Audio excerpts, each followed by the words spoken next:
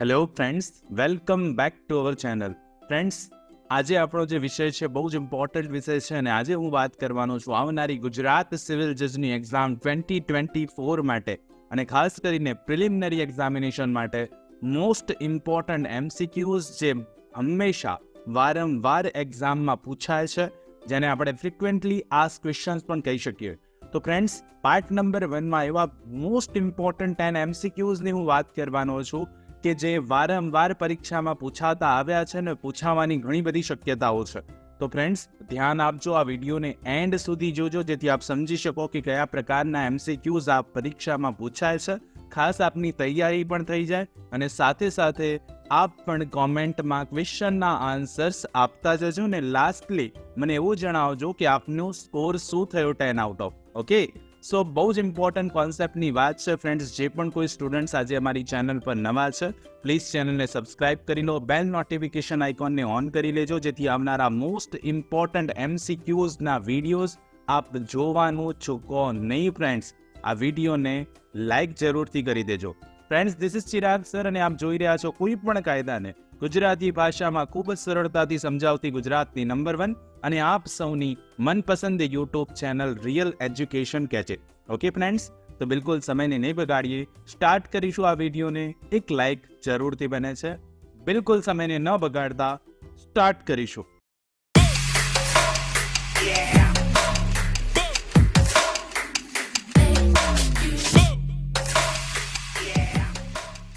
સૌથી પહેલો ક્વેશ્ચન છે આપ સૌની સ્ક્રીન પર. In a shoot which relates to a railway, the authority to be named as plaintiff or defendant shall be. તો ફ્રેન્ડ્સ, જ્યાં પણ રેલવે પર દાવો હોય, રેલવેને રિલેટ કરતો કોઈ દાવો છે, તો ઓથોરિટી જે રેલવેની છે એના માટે પ્લેન્ટિફ હોય રેલવે કે પછી ડિફેન્ડન્ટ હોય, તો શું નામ લખવામાં આવશે, શું ઓથોરિટી લખવામાં આવશે? Option A, the general manager of the railway. Option B, a secretary to the central government. Option C, the collector of the district. या option D, the union of India. તો friends, what should be the correct answer? શું બનશે અહીંયા સાચો જવાબ? આપના answers કોમેન્ટમાં જરૂરથી આપવાના છે આપણે. ઓકે, સો ક્વેશ્ચન નંબર 1 બહુ સિમ્પલ વાત કરે છે, સિવિલ પ્રોસિજર કોડનો આ પ્રશ્ન છે. બહુ જ અગત્યની વાત છે. રેલવેને રિલેટ કરતો દાવો થયો હોય, કરવામાં આવ્યો હોય, ઓથોરિટીને શું નામ અપાશે? Friends, here correct answer will be A, the general manager of the railway. What will be correct answer? A will be correct answer. The general manager of the railway એવું લખવામાં આવશે. વાદી હોય તો વાદી તરફે, પ્રતિવાદી હોય તો પ્રતિવાદી તરફે. જ્યારે રેલવે ઓથોરિટી છે તો general manager of the railway will be correct answer. હવે નેક્સ્ટ ક્વેશ્ચન જોઈએ. ક્વેશ્ચન નંબર 2 છે, an order pass under section 151 TPC is. હવે શું પૂછ્યું આપણને કે જે કલમ નંબર 151 સિવિલ પ્રોસિજર કોડ હેઠળ ઓર્ડર પાસ કરવામાં આવે છે એ કેવા પ્રકારનો ઓર્ડર છે, કેવા પ્રકારનો હુકમ છે? ઓપ્શન એ, અપીલેબલ ઓર્ડર છે. ઓપ્શન બી, રિવાઇઝેબલ ઓર્ડર છે. Option C, not liable to be interfered with છે કે પછી નોટ રિવ્યુએબલ છે. તો બહુ સિમ્પલ વાત છે. 151ની વાત હોય, અગત્યનો કોન્સેપ્ટ છે, પ્રશ્નો પૂછાય અહીંયાથી. સિવિલ પ્રોસિજર કોડનો આ બહુ જ અગત્યનો પ્રશ્ન છે, વારંવાર પૂછાતો આવેલો પ્રશ્ન છે. શું આવશે આનો જવાબ? કોમેન્ટ કરીને જરૂરથી આપજો. અહીંયા ક્વેશ્ચન નંબર 2ની હું જ્યારે વાત કરી રહ્યો છું ત્યારે બહુ જ સિમ્પલ ક્વેશ્ચન, કારણ કે આ પ્રશ્ન વારંવાર પૂછાય છે અને આપ સૌને આવડી પણ જાય. ક્વેશ્ચન નંબર 2નો સાચો જવાબ બનશે બી, રિવાઇઝેબલ હોય છે. આ ઓર્ડર જે કરવામાં આવે છે કલમ નંબર 151 હેઠળ CPCની વાત છે, તો એ ઓર્ડર રિવાઇઝેબલ ઓર્ડર હોય છે. તો સાચો જવાબ અહીંયાથી બી આવશે. એ અપીલેબલ નથી, એ ઇન્ટરફિયર્ડ વિથ કરવા જેવું, નોટ લાયેબલ એવું પણ નથી, નોટ રિવ્યુએબલ એવું પણ નથી. એટલા માટે સાચો જવાબ અહીંયાથી revisable will be correct answer. B will be correct answer. આગળ વધીએ ક્વેશ્ચન નંબર 3 તરફ. ક્વેશ્ચન નંબર 3 છે, where in a suit the defendant is absent from his residence. કોઈ એવા દાવામાં પ્રતિવાદી જે છે એ પોતાના ઘરથી એબસન્ટ છે, ઘરે છે નહીં, and there is no likelihood of his being found at the residence within a reasonable time. સાથે સાથે વાજબી સમયમાં આવી વ્યક્તિ એના ઘરે મળી આવવાની કોઈ જ શક્યતા નથી, તો service of the summons may be made on. એવા સંજોગોમાં નોટિસની બજવણી કોના પર કરવામાં આવશે? Option A, servant. Option B minor son, option C adult daughter या ऑप्शन डी मुनीम।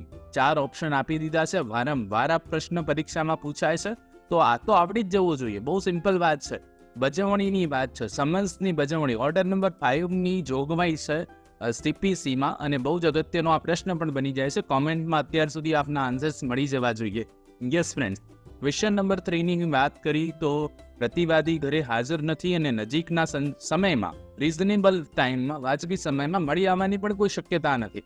તો એવા સંજોગોમાં સર્વિસ ઓફ સમન્સ કોના પર કરશો? સર્વન્ટ, માઇનર સન, એડલ્ટ ડોટર કે મુનીમ? તો ફ્રેન્ડ્સ, ક્વેશ્ચન નંબર 3 માં કરેક્ટ આન્સર આવશે સી, એડલ્ટ ડોટર પર તેવા સમયે શું કરી શકાય? બજવણી કરી શકાય છે. She will be correct answer.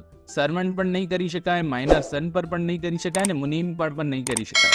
માની લો કરવામાં આવે તો આ બજવણી યોગ્ય ગણાય નહીં. પણ જો એડલ્ટ ડોટર છે કોઈ ઘરમાં અને એના પર બજવણી કરવામાં આવે છે સમન્સની, તો એ વાજબી છે ને, એટલા માટે કરેક્ટ આન્સર સી બનશે. What will be correct answer? She will be correct answer. Okay, moving on next question. Question number 4. A man is presumed to be dead if he is not heard of as alive for. હવે આ ભારતીય પુરાવાના કાયદાનો પ્રશ્ન પૂછી લીધો છે. ડેથનું જે પ્રિઝમ્પશન છે એની વાત અહીંયા પૂછી લીધી છે. કોઈ માણસને એવું ક્યારે પ્રિઝ્યુમ કરી લેવામાં આવશે કે ગુજરી ગયો છે જો એ છેલ્લા ખાલી જગ્યા વર્ષથી એનું કોઈ વાત એની સંભળાઈ ન, અથવા તો એ સાંભળવામાં ન આવ્યું હોય, એનું કોઈ પણ રીતે કોઈ જ કોન્ટેક્ટ ન થયો હોય એની સાથે, એવી વાત છે. તો પ્રિઝમ્પશનની વાત પૂછી. કેટલા વર્ષ? Option A 5 years, option B 7 years, option C 9 years કે ઓપ્શન ડી 10 years. તો ફ્રેન્ડ્સ, કોમેન્ટમાં આન્સર જરૂરથી આપવાના છે. બહુ સિમ્પલ પ્રશ્ન છે, ભારતીય પુરાવાના કાયદાનો પ્રશ્ન છે ને, વારંવાર પૂછાતો આવતો પ્રશ્ન છે. સાચો જવાબ શું આવશે? ક્વેશ્ચન નંબર 4 માં સાચો જવાબ આવશે બી, ઇટ ઇઝ 7 years. 7 વર્ષનું પ્રિઝમ્પશન હોય છે ડેથ માટેનું, આ યાદ રાખવાનું છે. A man is presumed to be dead if he is not heard of as alive for 7 years. 7 years will be correct answer. Moving on, question number 5. A is charged with voluntarily causing grievous hurt under section 325 of IPC. So પૂછ્યું, એ નામની વ્યક્તિ પર charge મૂકવામાં આવ્યો છે કે તેણે સ્વેચ્છાએ grievous hurt caused કરી છે under section 325 of IPC. The burden of proving the sudden and grave provocation by the injured is on. એવું કહી શકાય કે અહીંયા જે સામાવાળા હતા, જેને વાગ્યું છે, એ વ્યક્તિએ શું કર્યું છે? સડન અને ગ્રેવ પ્રોવોકેટ કર્યો હતો. અને તો એવા સંજોગોમાં બોજો કોના પર છે એવું સાબિત કરવાનો કે ઇન્જર્ડ વ્યક્તિ જે છે સડન એન્ડ ગ્રેવ પ્રોવોકેશનમાં હતો, એનો બોજો કોના પર છે? કોણ સાબિત કરશે? ઓપ્શન એ નામની વ્યક્તિ પર, ઓપ્શન બી પ્રોસિક્યુશન પર, ઓપ્શન સી ઇન્જર્ડ પર્સન પર, કે પછી option D none of the above. હવે બર્ડન ઓફ પ્રૂફની વાત ભારતીય પુરાવાના કાયદામાં કરેલી છે અને સ્પષ્ટપણે જણાવેલું છે કે આવું કંઈ પણ હોય, જ્યારે વોલન્ટરી કોઝિંગ ગ્રીવિયસ હર્ટનો ચાર્જ લાગેલો છે અને પ્રૂવ કરવું છે કે સડન એન્ડ ગ્રેવ પ્રોવોકેટ હતો ઇન્જર્ડ પર્સન તરફથી, તો એ સાબિત કોણ કરશે? ઓપ્શન 4 આપ્યા, કોમેન્ટ કરીને આપે આન્સર આપવાનો છે. બહુ સિમ્પલ આ પણ ક્વેશ્ચન બની જાય છે. ખાસ કરીને અહીંયા સાચો જવાબ શું બનશે? યસ, ક્વેશ્ચન નંબર 5 માં સાચો જવાબ બને એ નામની વ્યક્તિ પર રહેલો છે બોજો. યસ, એ હું અફાઉન્ડ છે એવું સાબિત કરવા માંગે છે, એના પર બોજો રહેલો છે ને, સો એટલા માટે કરેક્ટ આન્સર એ આવી જશે, એ નામની વ્યક્તિ પર આ બોજો રહેલો છે. Question number 6. Section 165 of the Indian Evidence Act empowers the જજ. કલમ 165 ભારતીય પુરાવાના કાયદાની કલમ 165 જજને કઈ સત્તા આપે છે? To allow the party to put questions to own witness, જે પોતાના સાક્ષી છે એને પ્રશ્નો પૂછવાની. To allow the party to put questions to opposite witness, સામાવાળા પક્ષકારને પ્રશ્નો પૂછવાની. To put himself questions to a party, જાતે જ પ્રશ્નો પૂછવાની પક્ષકારને. To allow re examination of a witness. Comment જરૂરથી કરજો, બહુ જ ઇમ્પોર્ટન્ટ પ્રશ્નો ચાલી રહ્યા છે. ક્વેશ્ચન નંબર 6 માં સાચો જવાબ આવશે C, two put himself question two a party. જાતે શું કરી શકે? જજ જાતે શું કરી શકે? પાર્ટીને પ્રશ્નો પૂછી શકે કલમ નંબર 165 મુજબ. તો આ સત્તા છે જજ પાસે, કલમ 165 ભારતીય પુરાવાના કાયદામાં. તો ક્લિયર અને કટ અહીંયાથી આન્સર જે છે એ સી બની જશે. અહીંયાથી સ્પષ્ટ જોગવાઈ છે ને, એટલા માટે સાચો જવાબ સી બનશે. Question number 7. As per the Indian Partnership Act the relation of partnership arises by. કઈ રીતે પાર્ટનરશિપ ઊભી થાય છે, પાર્ટનરશિપનો સંબંધ કઈ રીતે ઊભો થાય છે પાર્ટનરશિપ એક્ટ પ્રમાણે? એ ઇનહેરિટન્સ, બી મેરેજ, સી સ્ટેટસ કે ડી કોન્ટ્રાક્ટ. બહુ સિમ્પલ પ્રશ્ન છે ને, સિમ્પલ જ આનો આન્સર આવે. ઇન્ડિયન પાર્ટનરશિપ એક્ટ પણ આપણા અભ્યાસક્રમમાં છે અને એટલા માટે આપણે આન્સર આપવો પડે ને તૈયારી પણ કરવી પડે, કારણ કે પ્રશ્નો પૂછાય છે અહીંયાથી. યસ, ક્વેશ્ચન નંબર 7માં કરેક્ટ આન્સર શું બને? ક્વેશ્ચન નંબર 7માં જે કરેક્ટ આન્સર બને છે તે બને છે ડી. કરારથી ઉદ્ભવે છે ને પાર્ટનરશિપ, એટલા માટે D will be correct answer. Indian Partnership એક્ટની વાત છે. રિલેશન ઓફ પાર્ટનરશિપ કઈ રીતે ઉદ્ભવે, અરાઇઝ કઈ રીતે થાય? તો કોન્ટ્રાક્ટથી અરાઇઝ થાય. કરાર will be correct answer, contract D will be correct answer. Moving on, question number 8. Question number 8 is all about the period of limitation for taking cognizance of an offence punishable with imprisonment of 1 year. So પૂછું, 1 વર્ષની વાત પૂછી કે જ્યારે ગુનો એવો છે કે જેની સજા 1 વર્ષ સુધીની કેદની છે, તો એમાં કોગ્નિઝન્સ લેવા માટેની સમય મર્યાદા શું છે? લિમિટેશન છે, આપ જાણો છો CRPCમાં જોગવાઈઓ આપેલી છે. ટેકિંગ કોગ્નિઝન્સ, કોઈ પણ ગુનાનો કોગ્નિઝન્સ લેવાની સમય મર્યાદા આપેલી છે CRPCમાં, ત્યાંથી આ પ્રશ્ન પૂછ્યો. ઓપ્શન એ આપ્યો 6 month, બી 1 year, સી 2 year કે ડી 3 years. તો બહુ સિમ્પલ આ પણ જોગવાઈ છે. પ્રશ્નો પૂછાય છે વારંવાર. શું જવાબ આવે ક્વેશ્ચન નંબર 8માં? તો ક્વેશ્ચન નંબર 8ની વાત હોય તો કરેક્ટ આન્સર બનશે બી 1 year. 1 વર્ષનો સમયગાળો હોય છે, સમય અવધિ મળે છે, સમય મર્યાદા મળે છે અહીંયાથી, અને 1 વર્ષની અંદર કોગ્નિઝન્સ લઈ લેવાનો હોય. સમય મર્યાદા 1 વર્ષની હોય છે કે જ્યારે ગુનાની સજાની જોગવાઈ કેટલી હોય? 1 વર્ષ. 1 વર્ષ ઇઝ ઇક્વલ ટુ 1 year. આટલું યાદ રાખી લો તો આપણને ક્લિયરલી યાદ પણ રહી જાય ને, પ્રશ્ન પૂછાય આપણે જરાય કન્ફ્યુઝ ન થઈએ. Question number 9. Magistrate convicted and accuse for dishonour of cheque of ₹1 lakh. As per section 357 of CRPC, he can impose a fine of. હવે કોન્સેપ્ચ્યુઅલ ક્વેશ્ચન પૂછી લીધો છે આપણને કે મેજિસ્ટ્રેટ સાહેબે એક આરોપીને કન્વિક્ટ કર્યો છે ડિસઓનર ઓફ ચેક બાબતે, જે ચેક હતો ₹1 લાખ. હવે સેક્શન 357 CRPC મુજબ મેજિસ્ટ્રેટ સાહેબ આવા વ્યક્તિ પર કેટલો ફાઇન લગાવી શકે?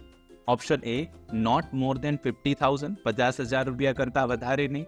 Option B ₹50,000 and also compensation of ₹1 lakh. 50,000 તો લગાવી શકે અને વળતર ₹1 લાખ અપાવી શકે.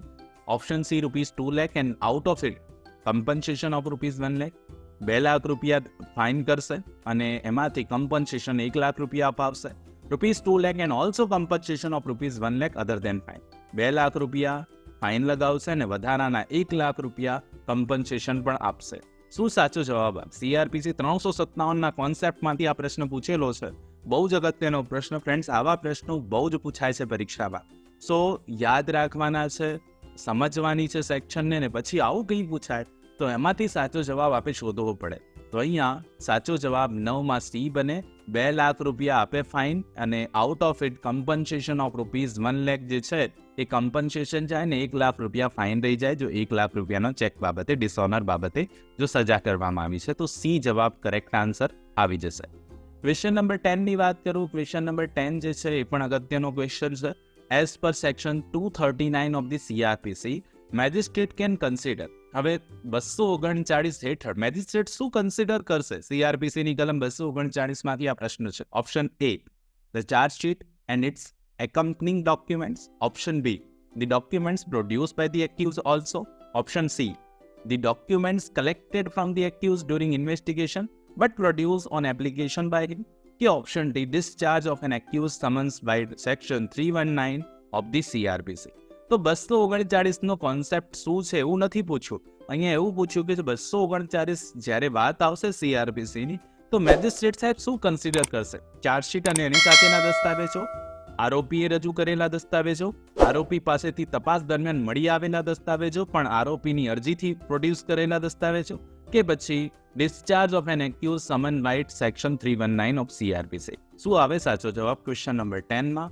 ક્વેશ્ચન નંબર 10 પણ સિમ્પલ જ ક્વેશ્ચન છે અને અહીંયા સાચો જવાબ યસ આપ સૌએ કોમેન્ટ કરીને આપી દીધો હશે સાચો જવાબ. ક્વેશ્ચન નંબર 10માં સાચો જવાબ છે A the chargesheet and its accompanying document. Chargesheet અને તેની સાથેના જે પણ કોઈ દસ્તાવેજો છે એ મેજિસ્ટ્રેટ સાહેબ ધ્યાનમાં લેશે અને પછી ઓર્ડર કરશે. તો friends, this is all about today's part 1. હવે આવા જ આ પાર્ટ આપ સૌને જોઈતા હોય, બીજા MCQs જોઈતા હોય, વધારે MCQ જોઈતા હોય તો પ્લીઝ કોમેન્ટમાં પાર્ટ 2 જરૂરથી લખજો. અને ફ્રેન્ડ્સ, આવા જ હું વિડીયોઝ આપ સૌ માટે લાવતો રહીશ. બહુ જ જલ્દી ડિટેલ નોટિફિકેશન પણ આવી જશે 2024નું, અને ડેટ્સ પણ આપ સૌને ખબર પડી જશે કે એક્ઝામ ક્યારે છે. તો ફ્રેન્ડ્સ, તૈયારી શરૂ કરી જ દેજો. નથી કરી તો રાહ ના જોતા તૈયારી શરૂ કરવાની. અને ફ્રેન્ડ્સ, તૈયારી જરૂરથી કરવી પડશે જો આપે પાસ આઉટ થવું છે. તો ફ્રેન્ડ્સ, મળીએ નેક્સ્ટ વિડીયોમાં. ત્યાં સુધી જોતા રહો મારી channel real education catch it, અને સાથે સાથે વિડીયોને લાઇક જરૂરથી કરી દેજો. આપના મિત્રો સાથે આ વિડીયો શેર કરજો, અને ચેનલ પર જે પણ કોઈ સ્ટુડન્ટ્સ આજે નવા છે પ્લીઝ સબસ્ક્રાઇબ જરૂરથી કરી લેજો. મળીએ નેક્સ્ટ વિડીયોમાં. ત્યાં સુધી જુઓ મારી channel real education catch it. ખૂબ ખૂબ ધન્યવાદ. ખૂબ ખૂબ આભાર.